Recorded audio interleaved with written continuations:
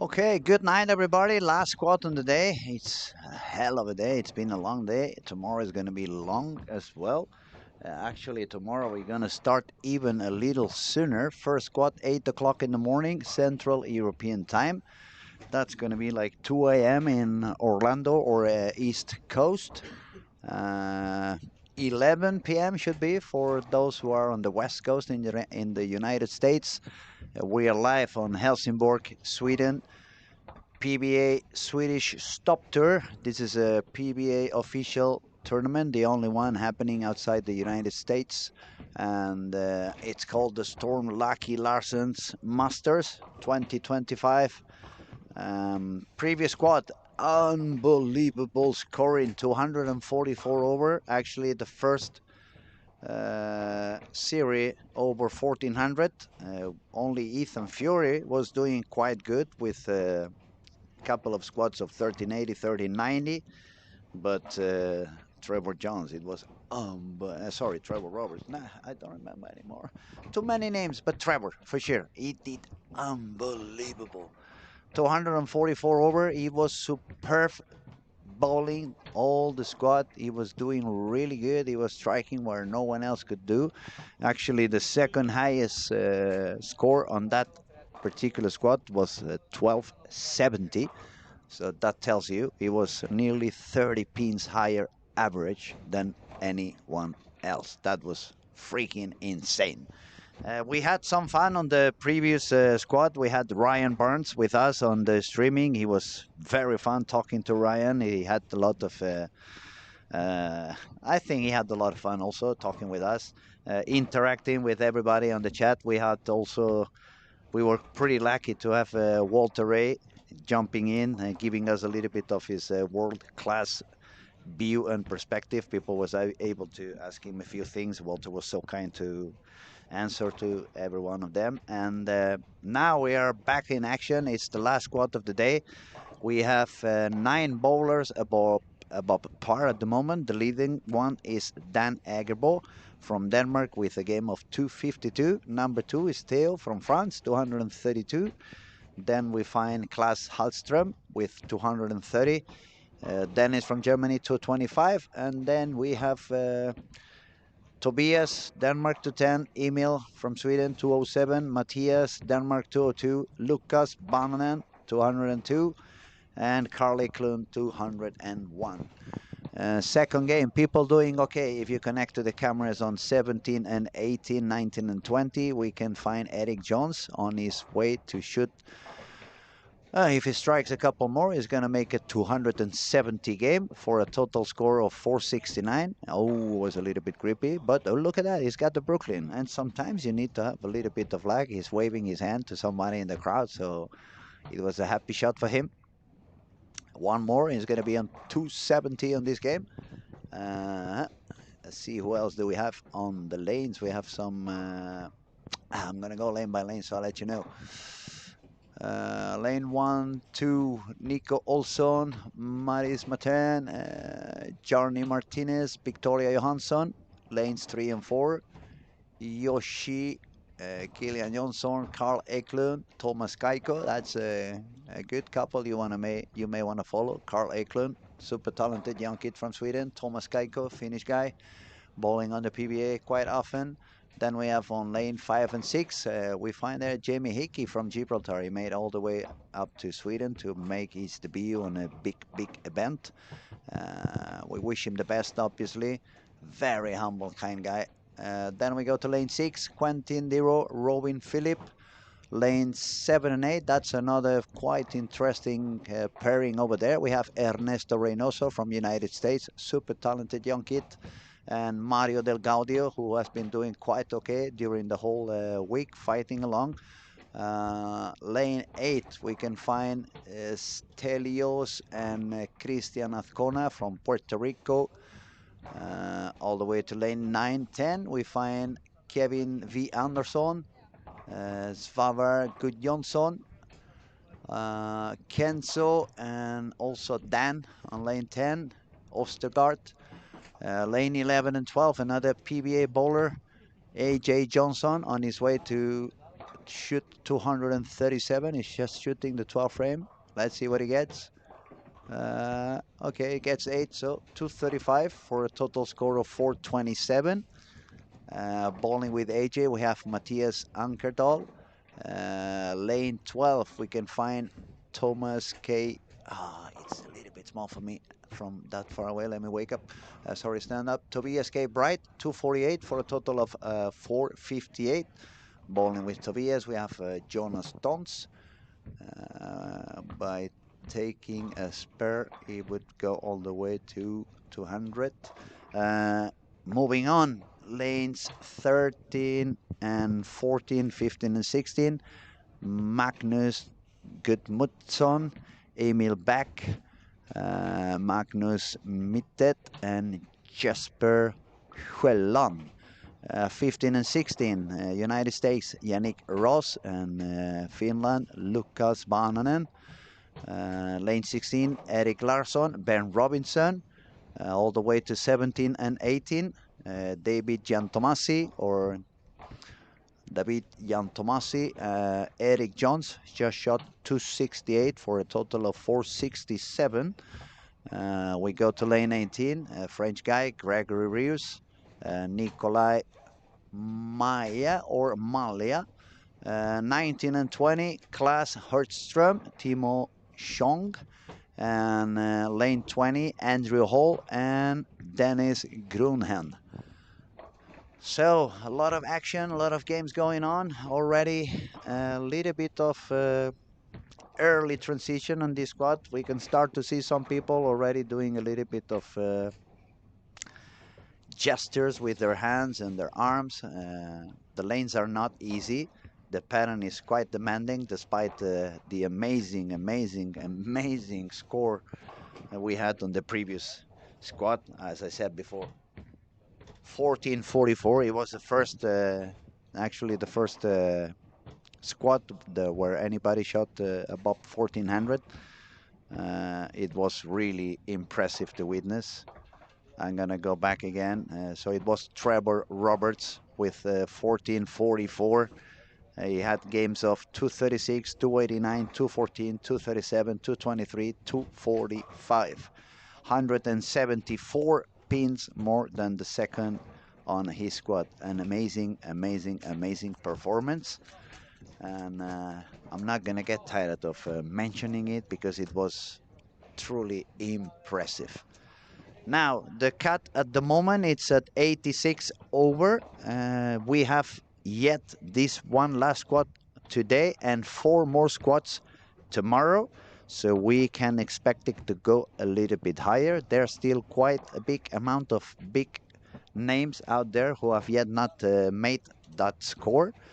We could say AJ Johnson, a few other American bowlers yet to produce a high scoring.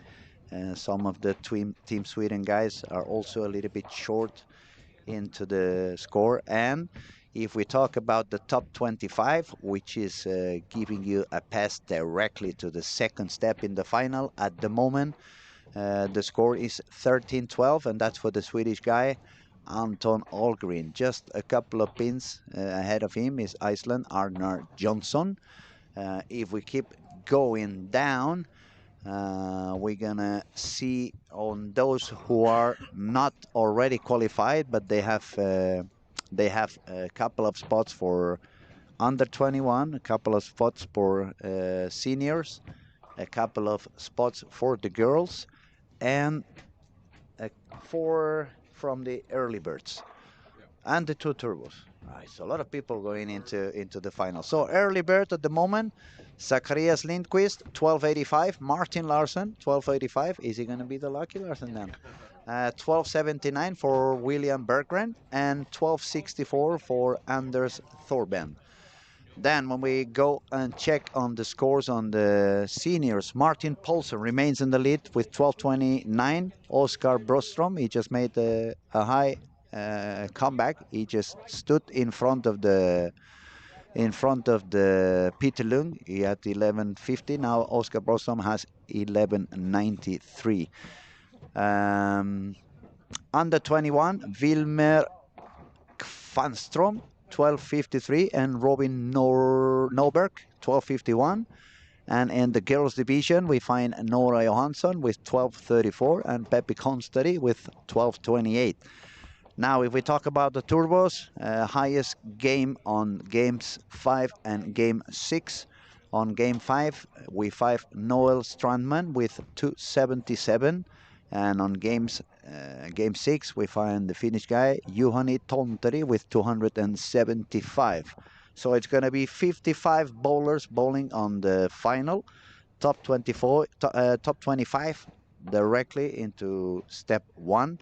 Some big names out of the final. We can see Jarno Latti, Thomas Kaiko, Dominic Barrett, Adam Anderson, AJ Johnson, Jesper Svensson, Gary Haynes, Victor Backe, Carl Eklund, Emma Haltunen, Ocean Kinari, Ernesto Reynoso, Gregory Reeves, Christian Azcona, Kyle Troop with 12.17, Lucas Jelinek from Czech Republic, Mario Del Gaudio from Italy, Max Lorenz from Germany, Carl Walgreen, but Carl is already qualified since he won the last PBA regional, so he's going to be also on the final. So as you can see, it's quite many big names over there, quite super talented bowlers that still not qualified. And welcome to the PBA, ladies and gentlemen. That's what you get when you try to beat the toughest competitors in the planet, and one of the toughest parents we have seen lately, for sure, in the European zone. Quite interesting to see what will go on tomorrow. 4 more squads to go, and let's also see what goes on this quad today.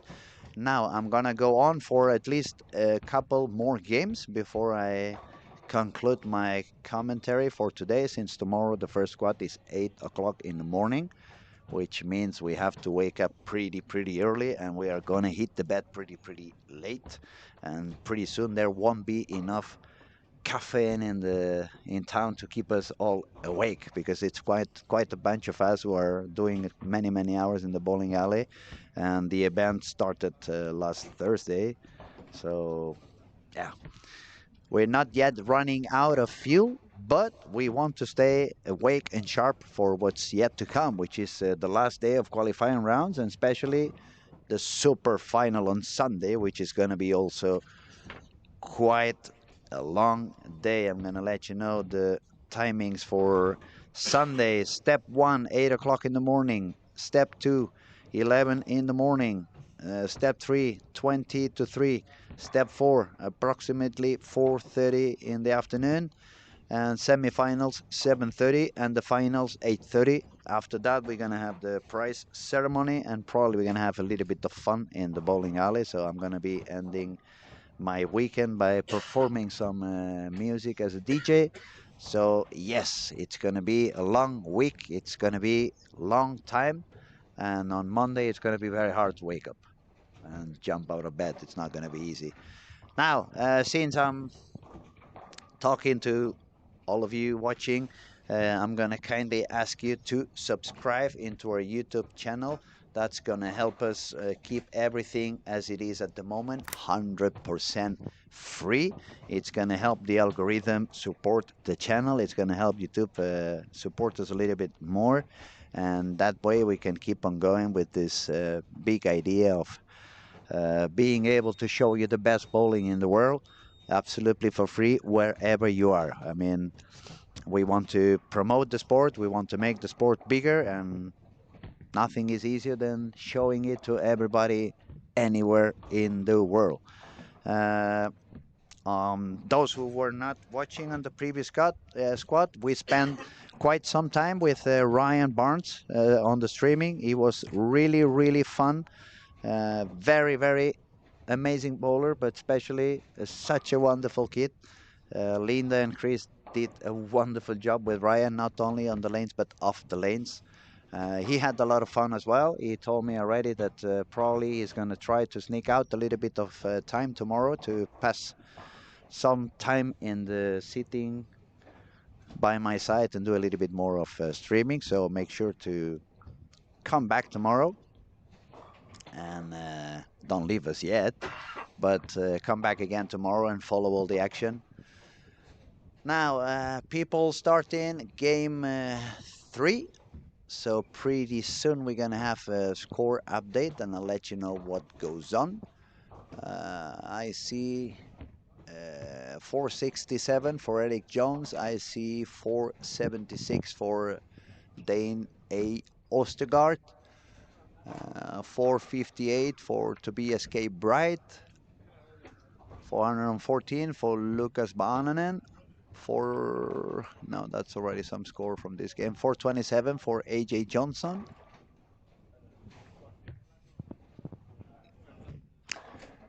And pretty much everyone else, it's on the 300s.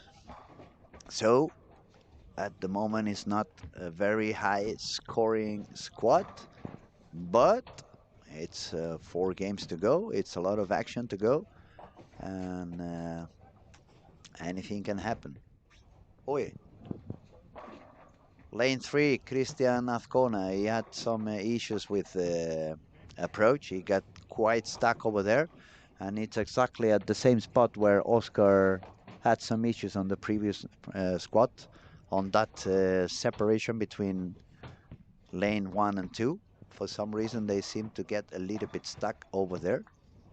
See, he's checking on there, see what went on, see what happened. Yes, that's where you got stuck. Oh, exactly, in the line over there.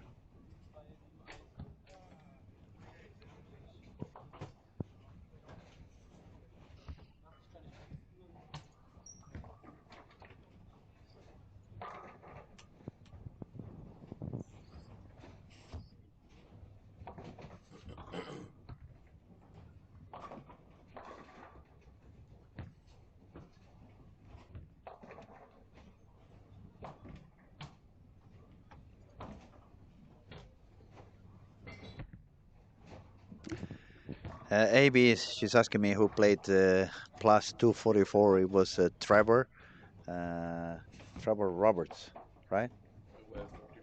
Yeah, yeah, Trevor Roberts. I keep forgetting his surname. It just for me, it's just Trevor because he's very kind to talk to.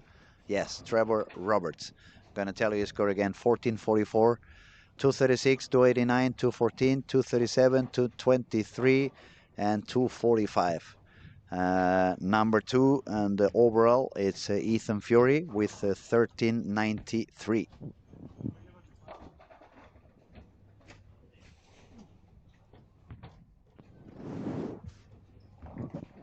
Oh, thank you, Darren. Subscribe, so thank you. Lovely.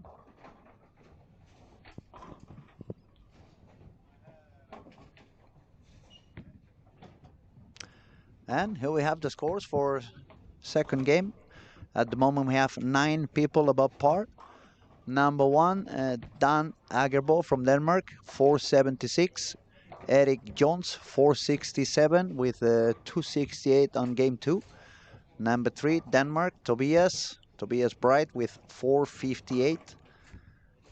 Number 4, Klaas Hallstrom, 431. Number 5, Dennis from Germany, 430. Number 6, AJ Johnson, 427. Number 7, Lucas Baananen, 414. Number 8, Belgium, Kenzo Boig. Oh, that's not easy. Bogaerts. Yeah, Bogaerts, 405. And number 9, Matthias Ankerdal with 401.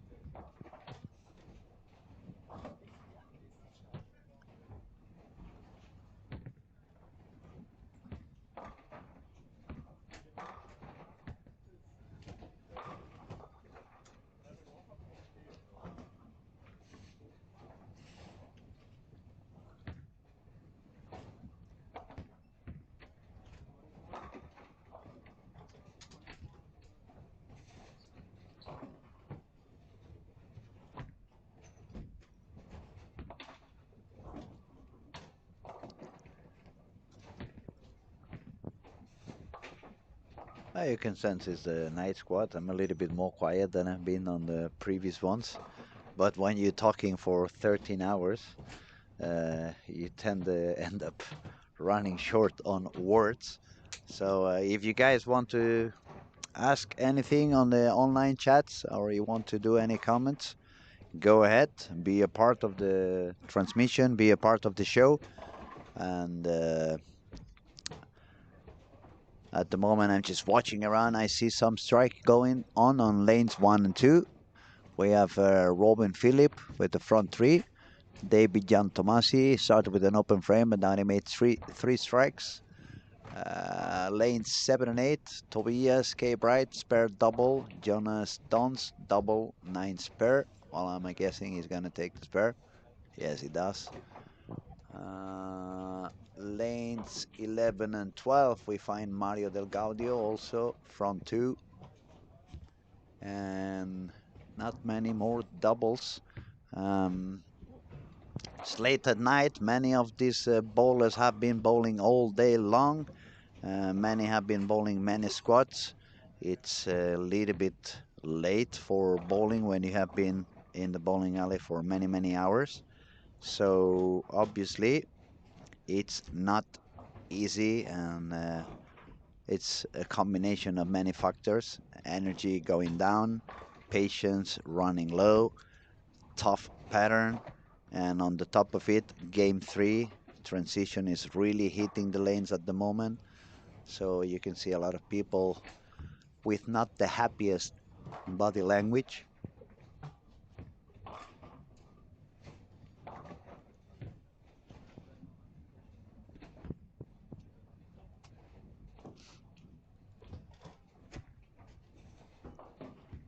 Okay, I'm gonna try to focus on the top 4, top 5, perhaps top 6, since AJ Johnson is in top 6. Um, let's see, Dan Agerbo, 476. Let me find Dan and let you know how he's doing. Dan Agerbo, where are you? Yes, Dan. No, yeah, Dan Agbo Ostergaard. So he's bowling on lanes 3 and 4. Is number 2 on, no, sorry, lanes 5, 6 is number 2 on lane 5. He started with strike, strike, 7 spare, strike, so it's doing okay. Tobias K. Bright was also somewhere with quite a good score, and he starts with spare and 3 in a row. Eric Jones had 467. Let me find Eric.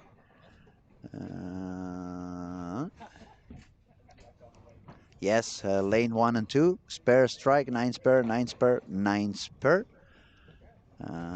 AJ Johnson, 427, is a couple of open frames on the same lane actually. He start 9 spare, strike, 6-3, strike, 8-1.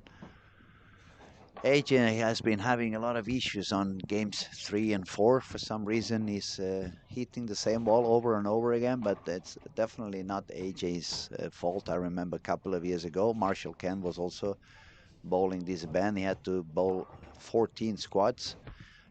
When I asked him about it, he kept telling me that it was pretty tough. He was following the wrong people, and indeed, that is a big factor on these conditions when the lanes are burning up quite quickly. You are depending a lot on what's happening with the people who bowled on those lanes before. Niklas Sjöström, Edet Högre, Slangiga i någon del av hallen.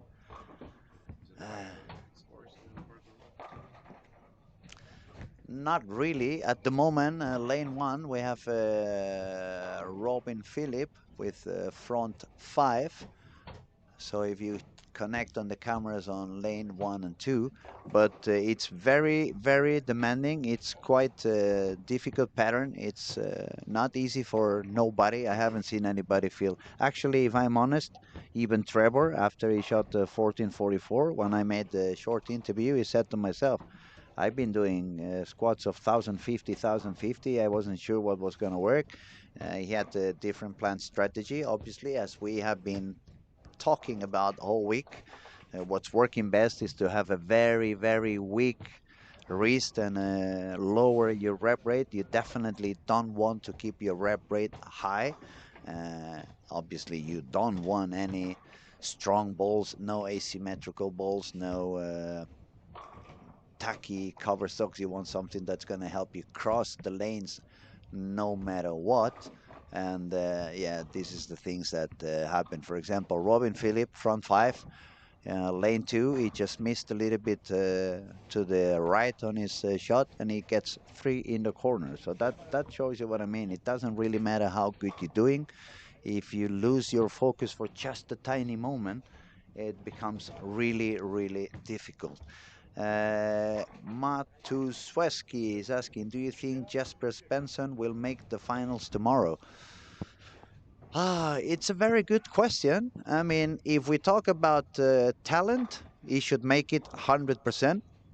And I mean 100%. If we talk about accuracy, we should make it, we should believe he's going to make it also pretty much 99 out of 100 times. But, and here comes the big but with gigantic capital letters. Uh, Jesper has a very, very high rep rate. So if he puts the reactive on play, he has to move quite deep inside. Uh, it's not his most comfortable area of bowling, I would say. But when he tries to bowl with the IQ 78, which he obviously dominates pretty much everywhere, he has to bowl quite close to that penalty zone. So it's very, very difficult to make a prediction. I believe, obviously, in terms of talent, you can expect him to do. And it's one of the best guys under pressure. So he should be able to do it. But as we have seen with some other bowlers, Kyle Troop, AJ Johnson, I mean, we are talking of PBA winners, potential major winners as well, and they find themselves quite low. We just said Kyle Troop highest score is 17 over. That's quite low for a guy like Kyle. Um, I believe it's quite many factors involved. So you need to find yourself like with a good start, so you don't get desperate too early. You need to be kind of lucky on the pairs you're gonna bowl on. You need to be lucky on the traffic you're gonna hit. You need to be a little bit lucky when you make those couple of bad shots. Sometimes you make a really bad shot and you get a nine spare. Sometimes you just make a little bit of a bad shot and you get a big split. So it's really, really very difficult to say. We are in Sweden. This is his hometown. He's the defending champion. So let's say yes. Let's believe in it. Yeah, we have to believe. We have to stay positive. So hopefully Jesper is going to succeed tomorrow and is going to make enough to get into the final. Maybe he's going to put on his brain and his mind that he really doesn't need to shoot 1400. He just probably wants to shoot 100 over, and if he stays focused on that, yeah, why not? Why not? We see more people talking. Sabi, he says, go Timo. Okay, which Timo are we talking about now? Oh, Timo Kong. I'm not sure. Is it Timo Kong or is it like Swedish? Timo Shong? Because oh, Koenig, because I was looking up there, I couldn't see. Oh, my apologies. Yeah, Timo Koenig. He's a little bit in the suffering zone, we could say. 324 after two, and now he's got three open frames as well. So hopefully he recovers and at least he does a few higher games and he goes away tonight with a little bit of a better feeling and stays positive. He has to bowl again tomorrow. There's a lot of people on the waiting list. Let me tell you, there's a lot of people asking to bowl one more time. If we moved the final to Monday, we probably would have full squads on Sunday as well. It's quite demanding. But if we do that, a lot of people's going to lose the flight. No, we cannot do it. It's just hypothetical, crazy ideas from the Spanish guy.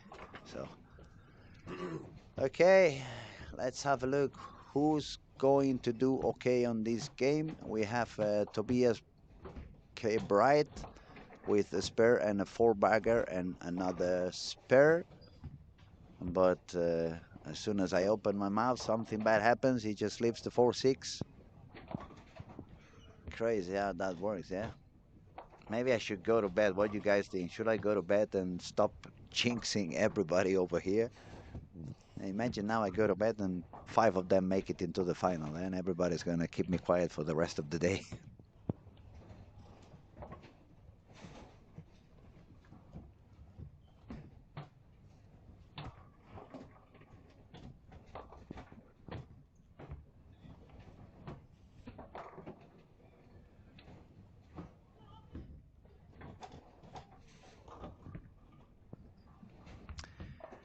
Okay, WB bowling class have started his third year as a two-hand. Okay, that's cool. So he was bowling one-handed before. Let me see him bowl and let me pay some attention. First, I have to find. Yeah, he's bowling on 3 and 4, right? Strike 7 spare, strike 7 spare, double. Uh, I'm gonna pay attention. So it's not easy to bowl two hands when you have been bowling one-handed. You really have to change your speed. You need to change quite a few things over there.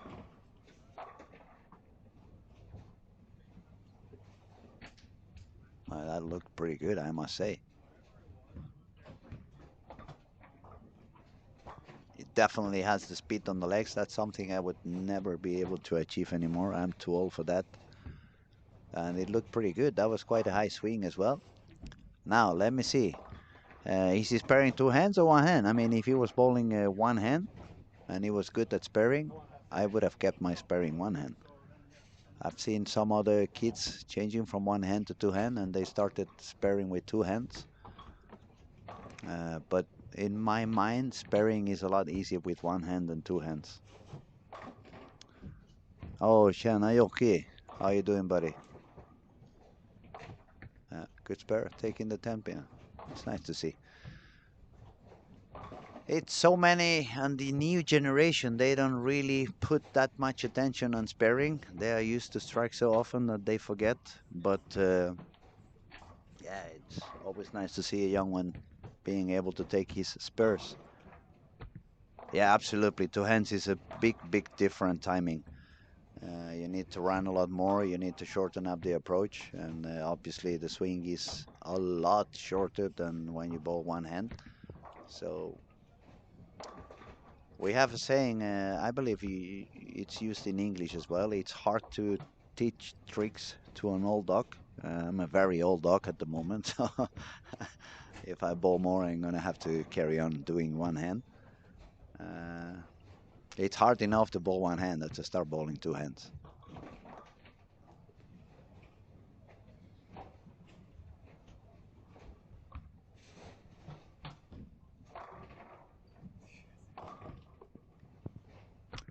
So, Yoki, since you are online, I've been asked just a couple of minutes ago, do I think if Jesper Svensson is going to make the finals tomorrow? You want to give us a go?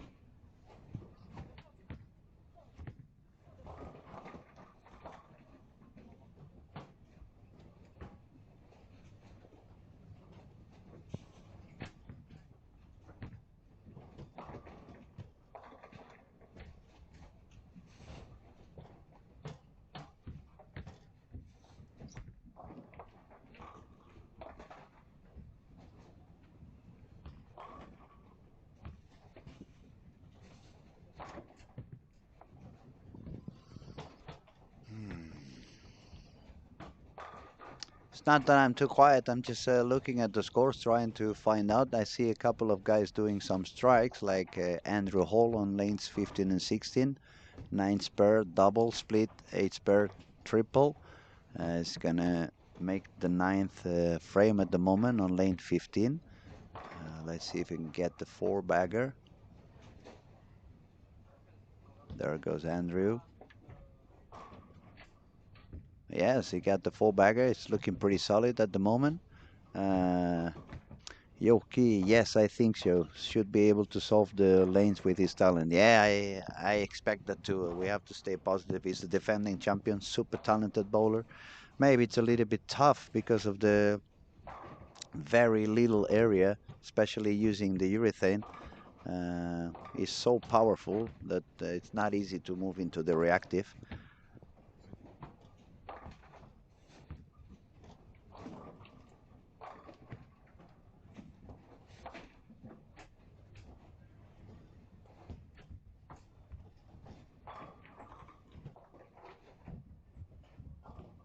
Okay, unfortunately, we have bad news. I just been informed that Christian Azcona, when he got stuck on lane 3 with his foot, he had to withdraw. He had to stop bowling. He had some pain in the back, and let me say that that's not good news. I'm really sad about that. I've been suffering with a double hernia in my low back myself for the last year. That was actually the main reason why I couldn't make it into the Lucky Larsen last summer. I was in the middle of the rehab. My beloved mom was helping me stand up because I couldn't stand up by myself, even if my ex-boss didn't believe I was fucked up. But yes, I was. I've been fighting with the rehab for a full year. Since I'm online, just let you know I'm not working for Sweet Trade anymore, so you don't need to shop there again.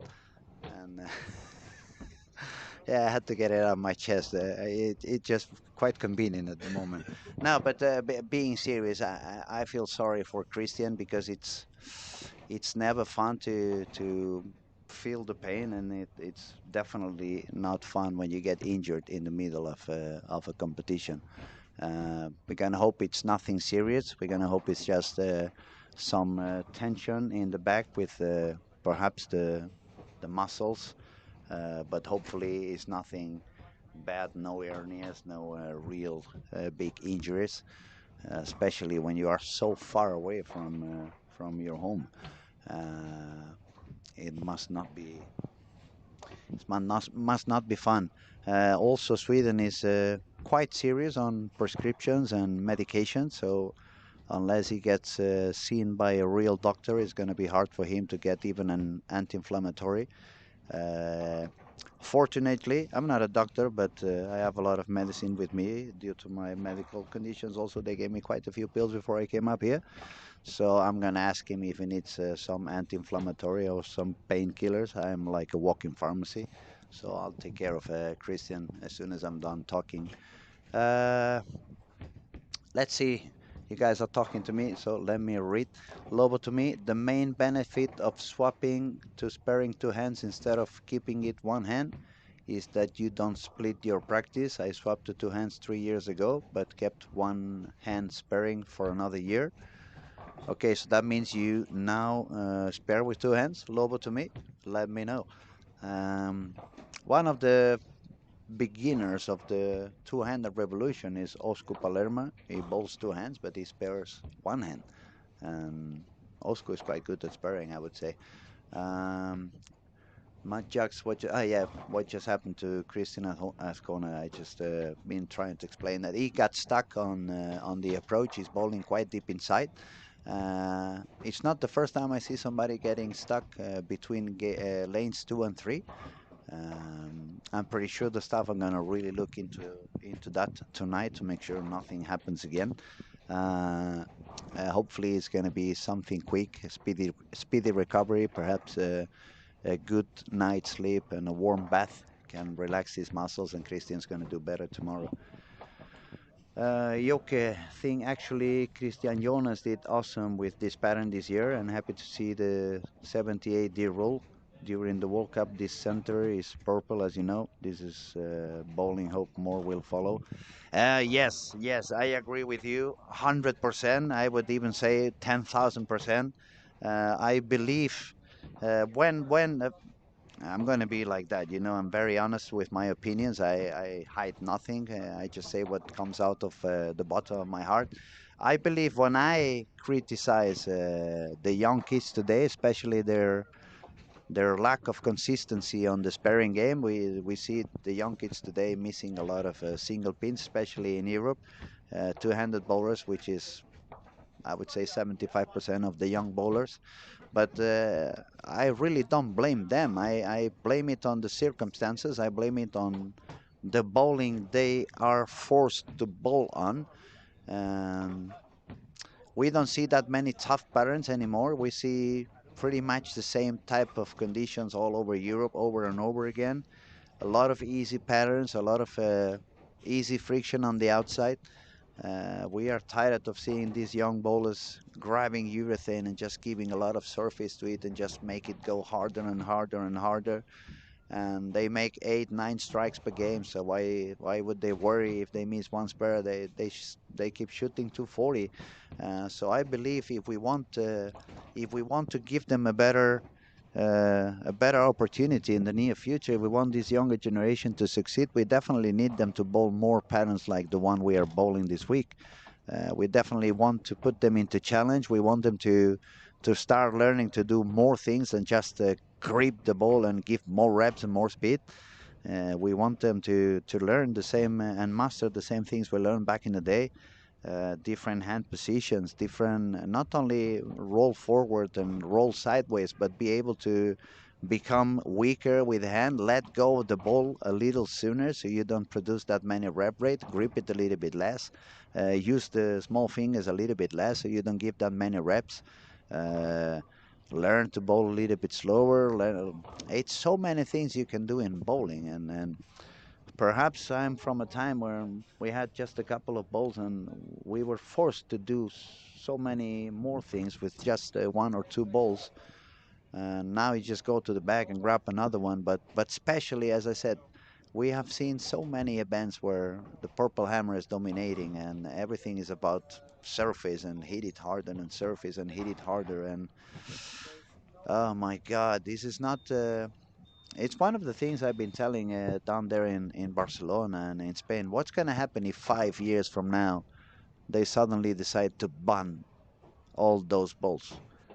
This younger generation, they are not so patient. They spend a lot of time in the phone. They are used to this hyperactive uh, hyperactivity every hour, and we demand them to bowl for 6 hours. But if they do 240, 240, 240, they get used to that. As soon as they start bowling 180, 180, 180, and you don't let them use that ball, half of them are gonna retire. They're gonna be tired. They're gonna say, hey, you know what? I'm gonna go do something else. I'm gonna go scroll my phone. Or, so I agree with you. We need more of these tough patterns. We need more of these puzzles to solve. And I'm sure maybe they will struggle for 3 or 6 months, but the sooner the better. Lobo to me, yep, started bowling at 33, swapped to two hands at 37, and both strike rate and spare rate has been steadily increasing. Well, that's cool. Congratulations. Now I'm 47, so it's a little bit too late for me to go to two hands. Even if Walter Reyes did it quite an older stage of his career, but there's only one Walter Ray. Even if I was joking before when I was good, I used to say, who's Walter Ray? But I perfectly know who's Walter Ray. I'm nowhere near Walter Ray, not even on my wettest dreams. So, but yeah, keep going, buddy. And if it's working well for you, why change? That's one of the things I tell my students all around the world, even those who I coach online and they are far away from Spain. Um, if there is something you do well, don't change it. You can add other tools into your game. You can learn different tricks. But if something is changing and you really feel like you master it, keep going. Uh, Now, Yoki, no purple. This pattern would have been purple fest if they were able to throw it. Yeah, kanske, maybe. Actually, the purple, it hooks almost from anywhere, so it doesn't really matter if you have to bowl that deep inside. It would probably work. And the benefit also is that the purple would have pushed the oil a little bit further down, so it would have created perhaps a little bit more of hold, so that would have also increased the scoring pace. I think that would have happened. What else do you tell me? I think two hands will dominate even more with reactive, like Jason did on PBA. It could be. It could be. I mean, Jason is also one of a kind, but we can see quite a few two-handed bowlers over there that are really, really good with reactive bowls, like Anthony Simonsen, Kyle Trapp, Ethan Fury. I mean, we see quite a few that can do pretty much. Ryan, obviously, if I don't mention Ryan, is not going to come back tomorrow. I'm just focusing on our basketball match. That's why I don't want to get him too happy. Otherwise, it's going to be a soft match, and we don't want to see that. We want to use the availables, and so you can say I'm too fat and old. I'm not that fat. I'm pretty skinny myself, but definitely too old. Um, I can shoot two hands, obviously, because I understand. I've been coaching for many, many years. I understand the timing. It's quite easy for me to change 4 steps, 5 steps, 6 steps, 3 steps. So the fact that I use two hands sometimes for explaining something to any of my students in terms of timing, obviously I can do it, but I have no speed. I have no speed, and when I try to speed up my legs to create some decent speed as a two-hander, I can see. I perhaps if I would practice a lot, but I don't think my couple of hernias would be very happy on me practicing a lot, especially two-handers. Would require a little bit more of uh, upper body movement, and maybe next life I bowl two hands. Maybe next life I keep my hair longer for a few more years than I did on this one, and but we can enjoy what the new generation is doing, and hopefully it's more of us who can start to do a little bit of force. Perhaps we should start doing a little bit of movement online to try to shake the chairs of those people in the committees who make such debatable decisions, to be polite. Uh, Earlier, before, I'm not going to mention names because that would be very impolite, but I had a message in my phone number. So obviously is a bowler that I know from the past, international bowler. He has quite a successful career. He was mentioning that he believes that the reason why European Federation has not forbidden the use of soft urethane due to the big amount of bowling balls they have been selling in the last few months. Well, I would say quite a few years, but they were kind of scared of what would happen if they. Okay, let's talk clear. We can talk clear. What would happen if they forbid the use of the purple hammer in Europe when they have been selling? For example, in Spain, we have maybe 5,000 bowlers and real bowlers with licenses. Maybe it's 2,000, and they sold maybe 500 purple hammers just in the last 6 months. So what would happen if all that people who just bought that ball, they tell them all of a sudden, no, this ball you cannot use anymore.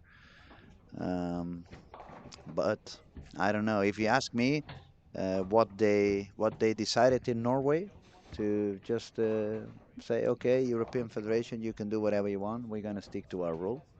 That's very brave, and it proves how much they care about their children, how much they want them to perform well and to keep learning and improving. So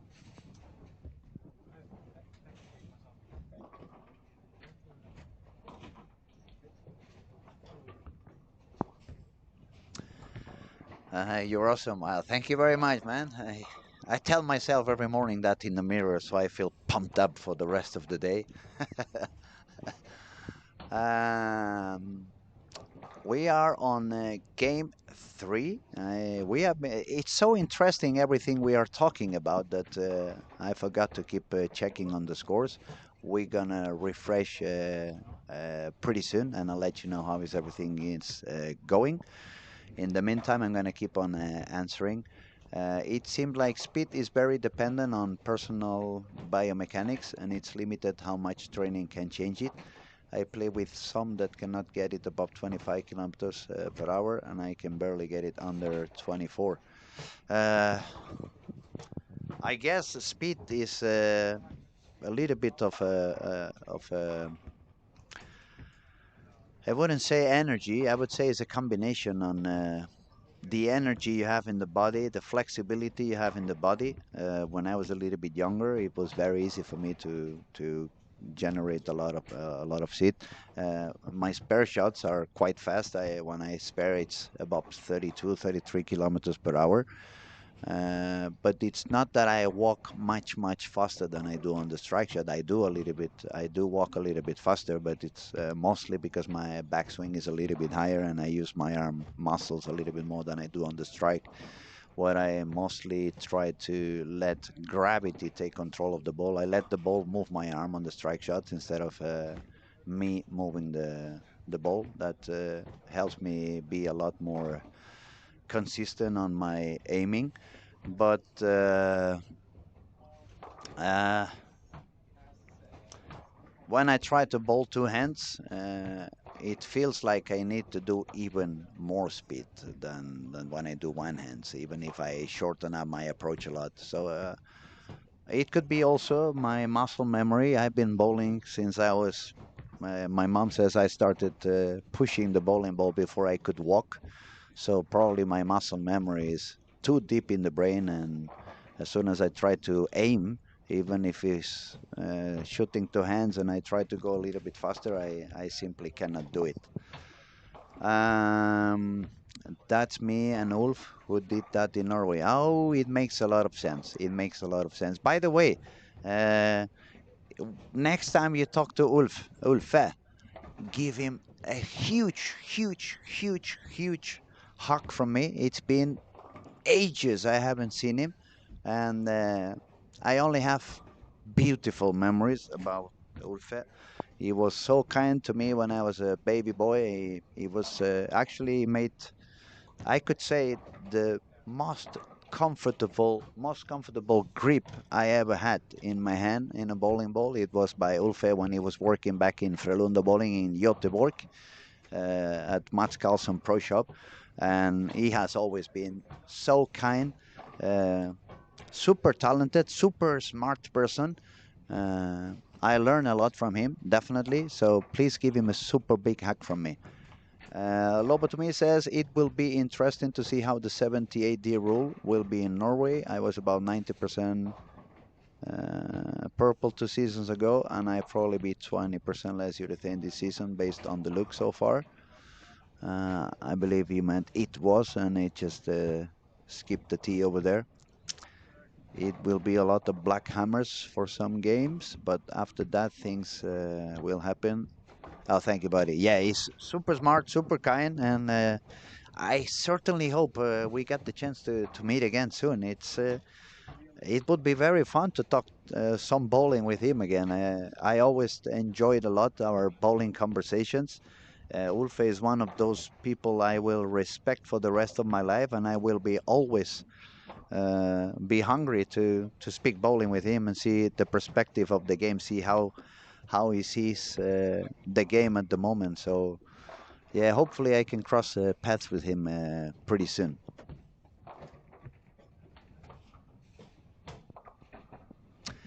Okay, we are going to update the scores. The computer was busy with the waiting list. As I said a few minutes ago, if we put an extra squad 2 o'clock in the morning tomorrow, it would be probably be full as well. Maybe we could do like the crazy squad. um, Game 3 going on. The beat Gian Tomasi in lanes 5 and 6, 7 spare, 5 in a row.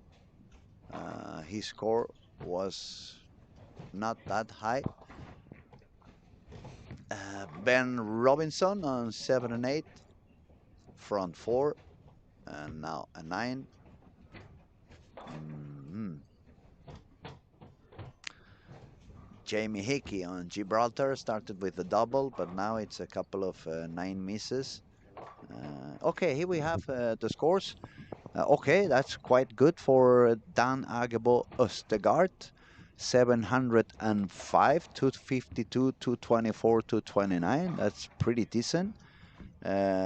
Tobias Bright from Denmark as well, 671, 210, 248, 213. United States, Eric Jones, 667, 199, 268, 200. Well, he made 199 and 200.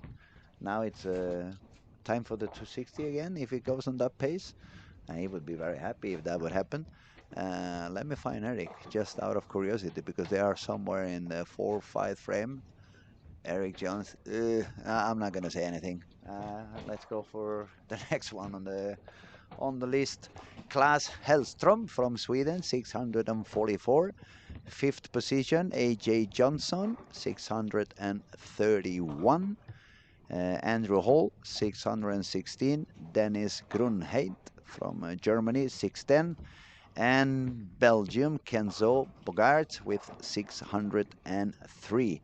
A couple of young, talented guys right behind. Finland, Lucas Bananen, 598. Carl Eklund from Sweden, 589. A little bit lower than that, we find from Germany, Robin Phillips, 31 under, but at the moment he's got front 5 on lanes 17 and 18. On his same pair, we find Svavar Gudjonsson, double, 9 pair double. Okay, Lars Thorn, who's speaking? It's Luis from Barcelona.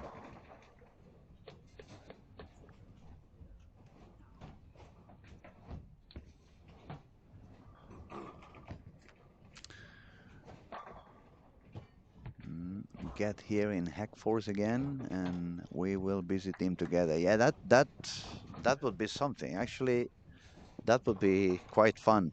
I have to go down to Barcelona because of the next doctor appointment, but I would put it on my calendar. It would be very fun to spend some time with Ulf. Maybe he can teach me how to bowl to hands. It's never too late for. If I put myself in the hands of Ulfe, I believe I can do anything. So why not? Why not? Nick Reynolds, what happened to rubber balls? What do you mean? What happened? Why are they not in play on this event, or why are they getting banished in some federations and some others not? Well, rubber balls. Maybe he's talking about the 70s, 80s. There was because the next Lobo said they smell horrible. I remember when I was 13, 14, the first ball I ever drilled back in Barcelona, it was a ball that smelled really, really, really bad. It felt like you were doing something toxic. It's true story. The ball that when you were drilling that ball, and the dust, the dark dust, it was coming out of it. It would keep your hands like dark for a couple of days. Maybe he's referring to those older rubber balls. I'll leave that one to Yoki. You can answer that one. Okay, lane 17 and 18. Robin Phillips, front 6. Not good, not bad. I was going to say not good. No, yeah, very good actually. Not bad.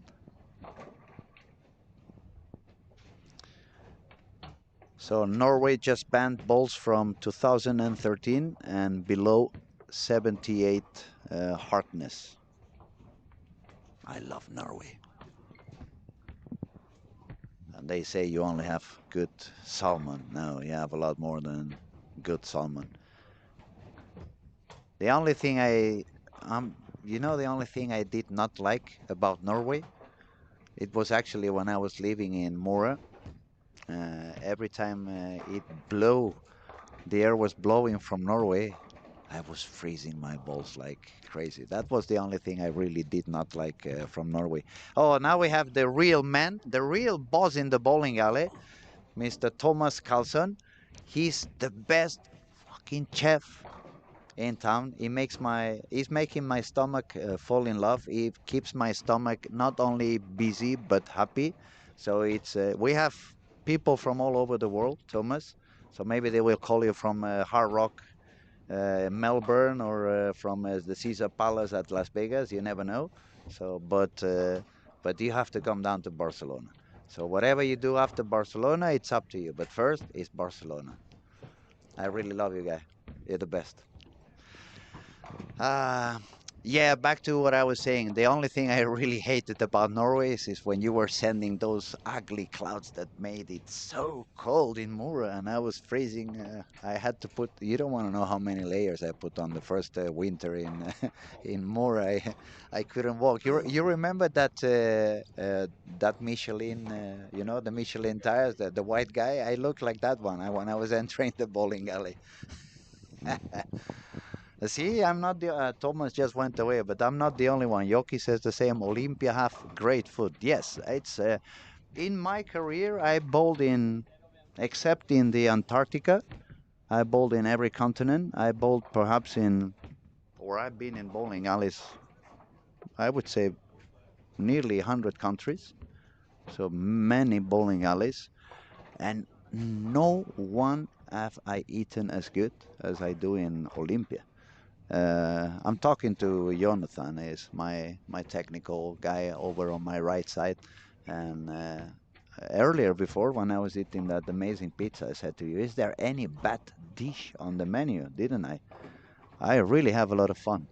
Yoke says, "Well, Mora is cold on its own." Yeah, it may be, but every time I look at the weathercast and it happened to blow from Norway, I was freezing to death. Um you made me a man over there, I must say. I learned to go out into the snow in a t-shirt, -2 t-shirt. I mean, for a Barcelona guy to be at -2 on a t-shirt, that's a Spanish biking. Yeah, that was my half Swedish blood pumping over there.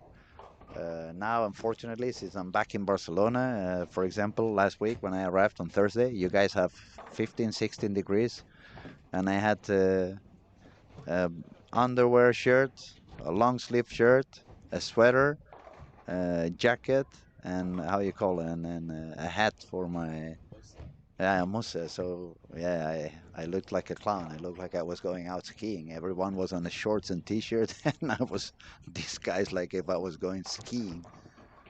But in my defense, we had a terrible warm summer in Spain. It was way, way, way too hot.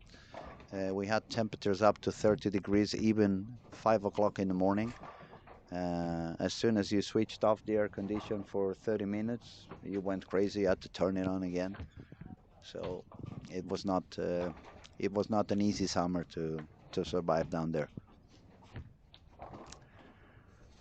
Okay, let me have a look. Scoring. AJ Johnson was 31 over. He's now bowling on 19 and 20. Triple, 9 spare, 9 spare, 7-2, and triple is gonna take his attempt on the 10th frame for a game of 244. I truly hope AJ goes on this squad. He's a very, very kind guy. Beyond any bowling skills and so, he really is a talented guy, and we wish he can do better, because I can see a little bit of frustration in his body language, and so let's see what he does on this 10th frame now. Lane 20, AJ Johnson.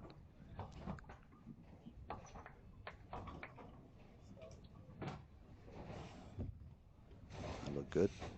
Oh, solid 10, and that was a really good shot. Yoki says, "Well, I think Sweden is called for most from Barcelona. Go to Daniel in Boden." Well, no, I'm not gonna go there. That's not even an option. That only the Penguins should be up there. You know, where Daniel, yeah, FIFA. No, no, no.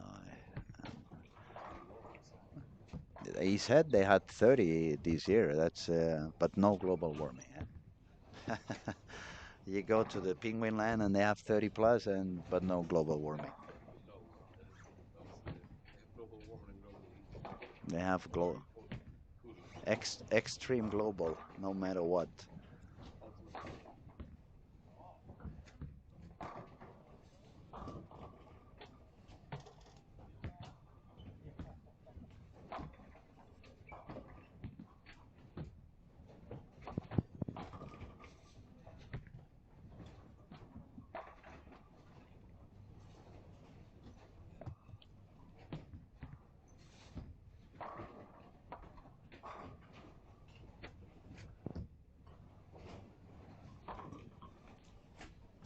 Lower to me is telling me, Luis, the finals of Norwegian Open is next weekend, and Ulfe is likely to be there, along with a bunch of Swedes that bowl well. Carl Eklund, Martin Larsen, Nora, Torre. Oh, Torre again. I haven't seen Torre for quite a while as well. That would be a lot of fun. Next weekend. Well, I have a real serious appointment in the doctor on Tuesday. That one I cannot skip. I really need to get checked on a couple of things. But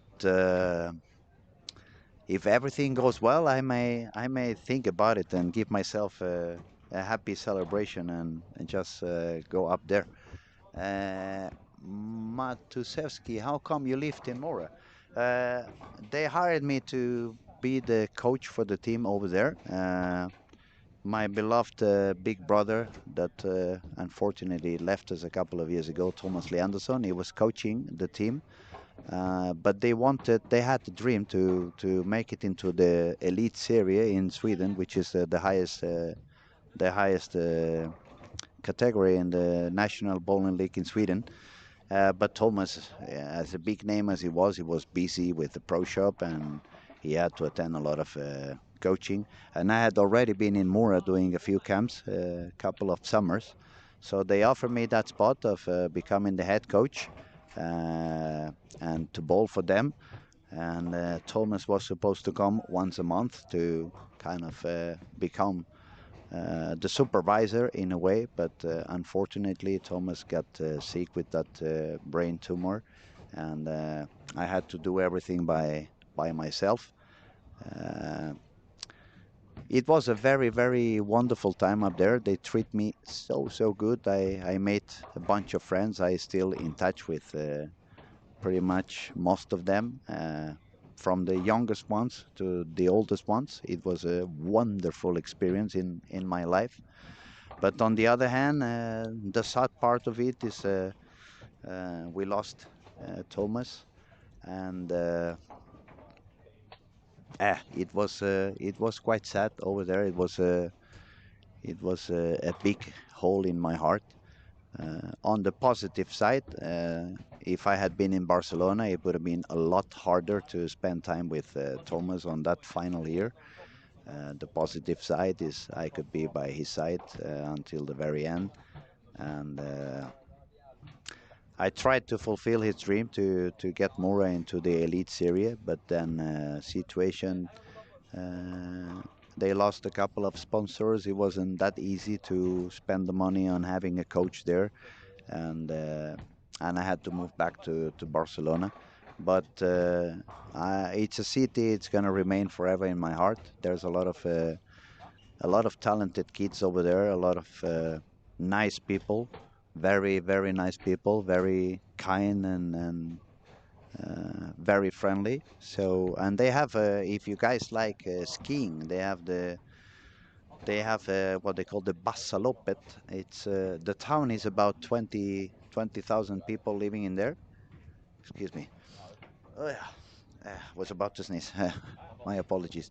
They have about 20,000 people living in Mora. That's the population, and 1 week per year they have that Bassalopet, which actually is a skiing long race of 90 kilometers. I learned on a documentary later on when I went back to Barcelona that those 90 kilometers they mimic the route that the first Swedish king was doing, running away from Norway or something similar to that.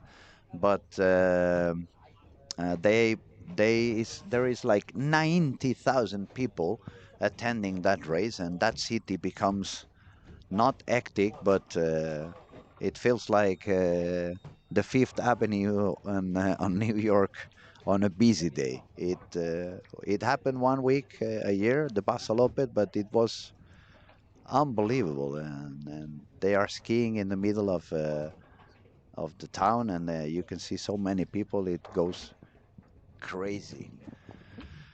Okay, let's see. I have a Spanish message over here. Oscar, hola Luis, espero verte la semana que viene entrenando. Muy interesante lo que comentas, lo haces muy bien. Un abrazo, gracias Oscar, un abrazo grandote. Espero que estéis súper bien. Ya veis que es muy interesante todo lo que sucede en este torneo y espero que el año que viene más de uno os apuntéis Vengáis a vivir la experiencia porque es algo único. I'm gonna translate for everyone else. I was saying hello to a friend back in Spain. He says he's hoping to see me training next week. He says it's very interesting everything we're talking about. Says I do it very well and sends me a hack. Obviously, you can see he's a friend of mine. He's only talking good about me, nothing bad. um, I'm not sure I'm going to be training next week. As I said before, on Tuesday I have an important meeting with the doctor. But I'm really getting hungry to go back into the lanes after these days up here in Sweden, watching it. So many of my older friends. I miss being on the lanes with them, and also getting inspired by the younger ones. So hopefully the doctor is going to give me good news. I'm going to be healthy. I'm going to be able to bowl pretty soon. And perhaps next year, in between squats, while I'm not streaming, you can see me on the lanes. And instead of me making fun on everyone else, you can all make fun on me. I'm going to have to buy a big dinner to Christian Jonas so he puts a similar pattern as the one they had last year. Because as I said before, I'm the king of the gutter. If they put me out there, when Walter Ray is watching, I'm going to make sure to look at the camera and say, hey, Walter Ray, this one goes for you. Who's Walter Ray? Ulfe says hi. That's pretty cool. As I said, I have only good memories about Ulfe, and I truly hope we get the chance to meet pretty soon again.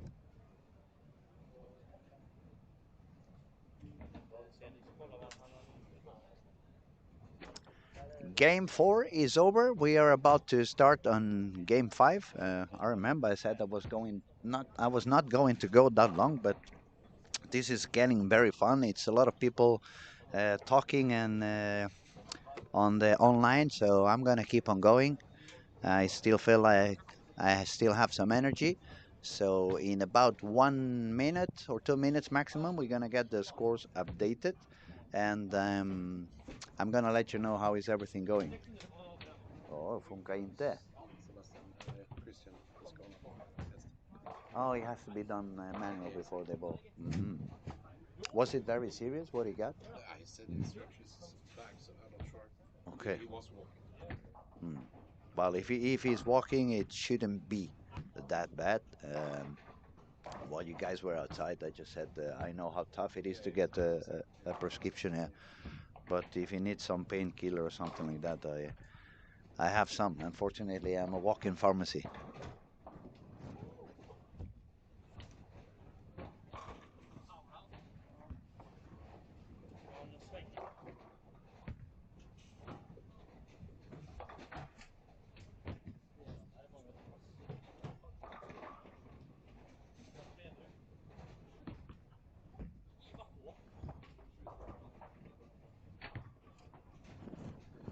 Okay, we have another question from Nick Rinaldi. Are most of these bowlers using 15 or 16 pounds? Well, that's a very good question. I would have to go one by one, but during all my career, even when I bowled a lot with many bowlers, I would say at least 3 out of 4 use 15 pounds. I have at least in my times, it wasn't that common to see people using 16 pounds. There is some people that is switching weights from time to time. I had the knowledge of some of them doing that, bowling both 15 and 16. I know some people bowling 15 and 14. Maybe Yoke, because Yoke, you are more active at the moment. You probably know if the younger ones are any.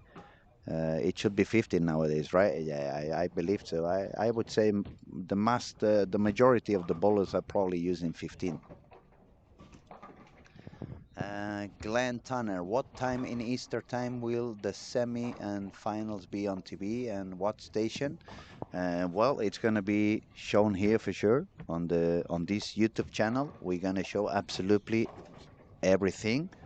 The final, is it the Swedish TV, Svensk TV, or I'm not really sure, but if you want to see all the action, this one is gonna go on for sure. We're gonna show absolutely every single frame of the event, and about times I'm gonna let you know. We start 8 o'clock in the morning on Sunday, which is going to be 2 a.m. Saturday to Sunday for you on the eastern coast. And it will go on for a little bit more than 12 hours. We have final step 1 at 8 o'clock, final step 2 at 10:50, final step 3 at 20 to 3. Final step 4, 4:30 in the afternoon. Semifinals 7:30 p.m. and finals 8:30. So if you want to sleep a little bit and skip some of that, I would say 6 hours. So if you wake up at some time to 8 o'clock in the morning, 8:30, you could catch the final step from final step 3 and on. Uh, if you don't sleep much because it's Saturday to Sunday and you stay awake from 2 a.m., you will have some action. Tomorrow is going to be also starting at 2 a.m. Eastern Time. We have 4 more squats to go. Okay, let's see what else we have. Yoki says they only use 16 black hammers for the double differential. It makes a lot of sense. And that's one of the reasons why I'm gonna try 14 pounds to use a higher RG on those damn dry lanes we have in the south of Europe. And probably to make sure I don't hurt my back again. But yeah, 400 grams isn't much of a difference. 15 to 14, maybe that would help me increase 1 kilometer per hour, maybe 2. But mostly I'm gonna try for the higher RG. But yeah, I would say a lot of people uses 15. 16 is not that common.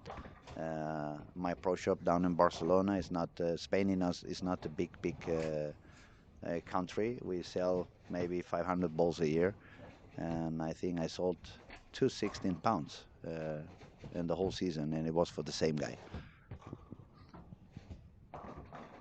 Okay, we got some scores on game 4.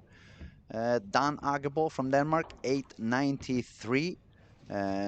Position number 2, also for Denmark, Tobias Bright, 870. AJ Johnson, number 3, with 850. Eric Jones, United States as well, 843. Number 5 is for Ben Robinson, 832. And at the moment, we have up to 10 bowlers on par or better than that.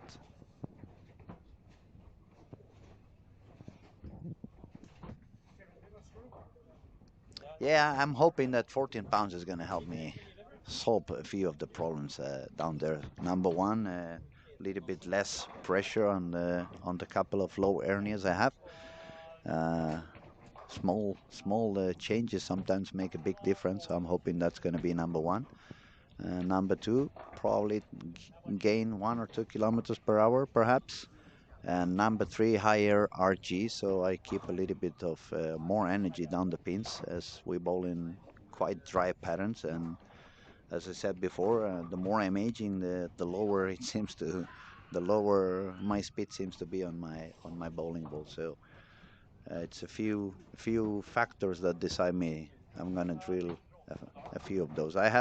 It's a shame because I have a couple of my favorite storm balls from my contract waiting for me to be drilled in 15 pounds. It's a couple of balls they don't release anymore. I saved Tour Dynamics and an Absolute, the original one, not the Absolute Power, but the first one. I have two brand new ones on a bowling bag waiting to be drilled. But if I feel good on 14 pounds, I'm gonna have to either sell those or wait 10 years until they become historical and somebody wants to buy them by a bigger amount of money.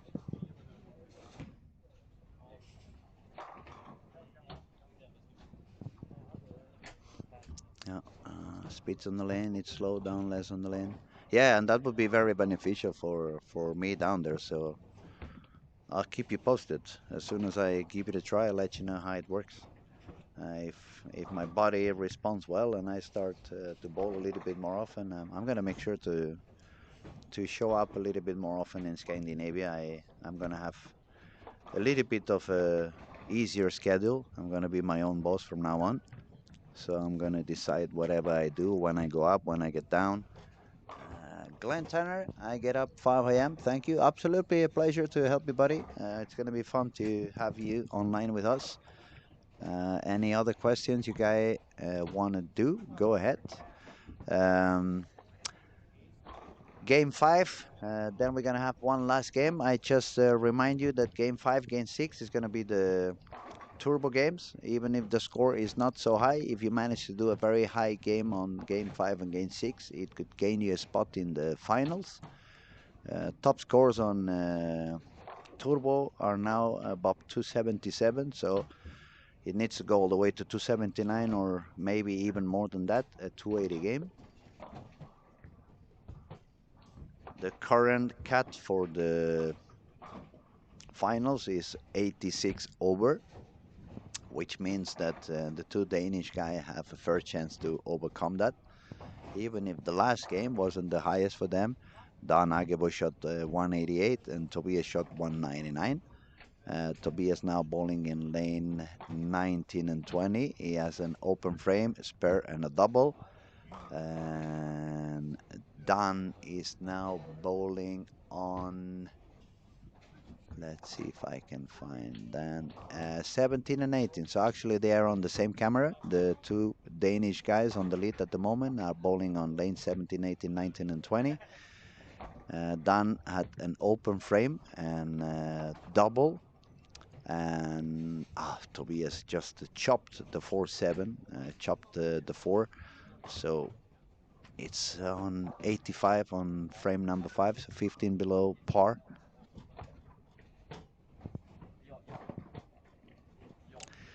Taboo, do you think are we going to see a 300 game on this tournament?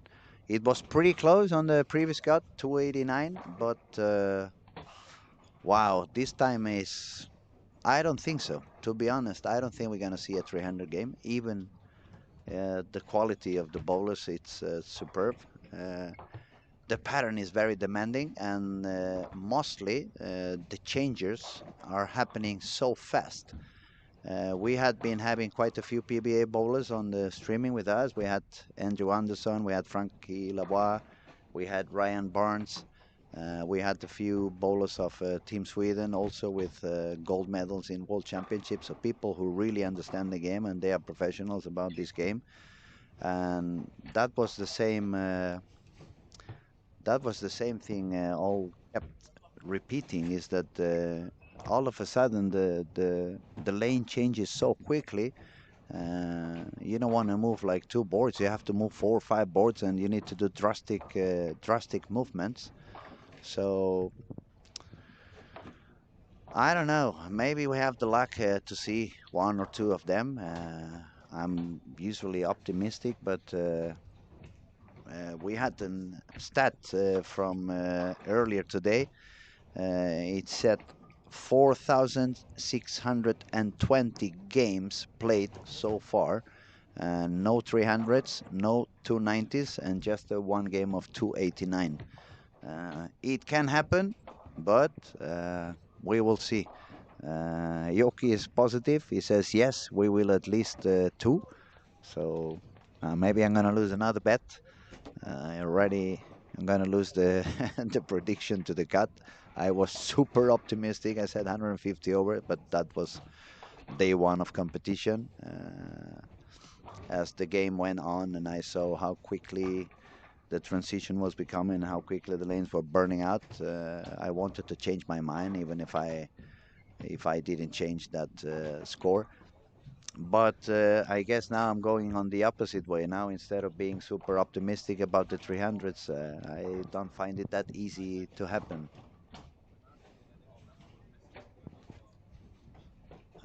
Did it say the combined average of all those games?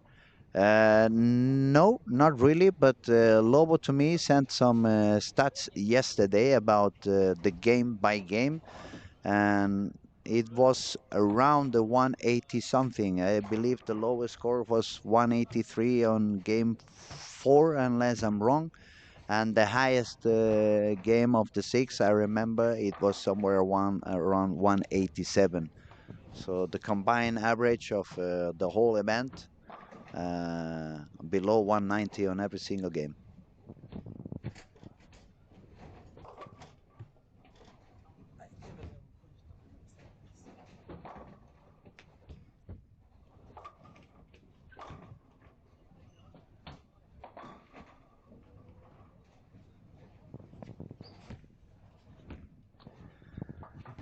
So now 20 minutes over 11 p.m. I started doing this streaming today at 9 in the morning. Tomorrow we're gonna start even sooner. The cameras will be on first squad as soon as 8 o'clock in the morning. That is, well, the cameras will be on a little bit sooner. The streaming is gonna begin a little bit sooner. The squad begins at 8 o'clock in the morning. It's gonna be uh, another long day in the office. It's 4 more squats tomorrow. We're starting at 8 instead of 9, so the last squat doesn't end so late because, as I said before, the final will be on Sunday starting at 8 o'clock in the morning as well. So, what I'm telling you is that cameras will carry on, but as soon as this game finishes, I'm going to say goodbye and good night, everybody. I need to go home, take a hot shower, have a little bit of food, take my medication, and have a little bit of a rest because it's 2 more long days to go, and I want to keep my energy high. I want to thank again everybody who is watching online and communicating with us. Everything is a lot funnier when you guys are being part of the show. Oh, I see there's one more question by Jort van Weeren. And I guess the highest game was game one. Oh, now you got me there. I really don't remember. Lobo to me is telling us that from the first 22 squats, the average was 185.2. Um, yeah, 3 more frames for some of the guys, 4 or 5 people who's doing okay. We have Andrew Hall with a double and a triple. We have Yannick Ross with a double and a triple, both of them on lanes 7 and 8. Our 2 leaders, as we said before, they are bowling on 17, 18, and 19 and 20. Dan Osegard, open frame triple, 7 spare split. And Tobias, open frame spare double, open frame spare strike. AJ Johnson was sitting with 50 over. Let me see where AJ is and how is it doing. I've lost AJ.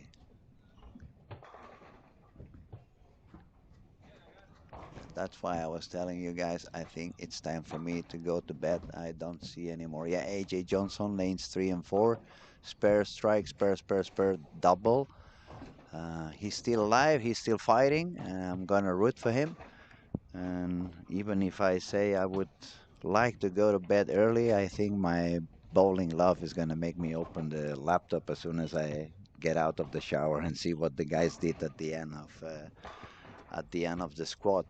Um, but I'm going to say goodbye now. I think it's time for me to go and hit the bed one more time. Thank you, everybody who's been there. We ask you to subscribe to our YouTube channel if you're not subscribed already. It's 100% free. It costs absolutely nothing. And the reason why we are asking you quite often is because the more you are subscribed, the better the algorithm is going to treat us, and it's a lot easier to keep the content 100% free. It's not only about this PBA event, but we will keep broadcasting a lot of stuff during the season. Every single PBA regional is going to be shown on this channel, PBA Regional Sweden. They will show a little bit of Swedish league. You see, I'm gone already. The Red Bull is down on the ankles. But thank you, everybody. Thank you for being so cooperative and talking with us. I truly appreciate everybody who's been talking to us. Yoke, good night. Good night, everybody. Buenas noches. Bonsoir. Bonne nuit. And I'll be back in the morning, hopefully a little bit more fresh than I am now. Enjoy the rest of the day. And one last time, thank you. Good night, people.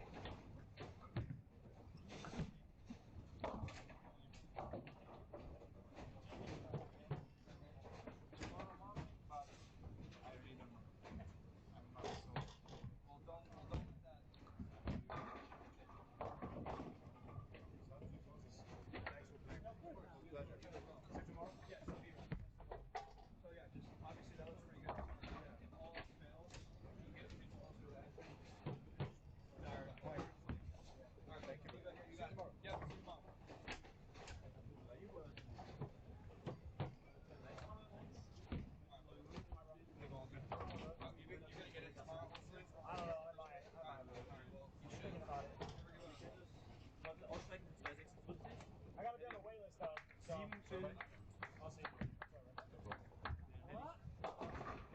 Pins mehr gehabt als beim letzten Mal. Hätte ich 57